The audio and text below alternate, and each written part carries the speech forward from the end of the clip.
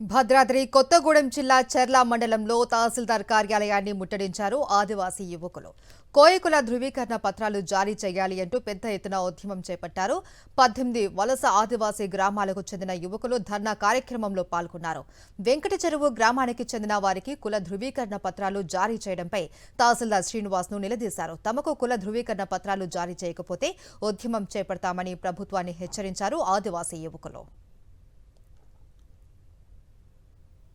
ఇప్పుడు క్యాస్ట్ అనే దానికి చాలా మంది ఇబ్బంది పడుతున్నారు. కానీ వస్తున్నాం, ఎప్పటి నుండి 2 సంవత్సరాలు అవుతుంది తహసీల్ దగ్గర రావడానికి.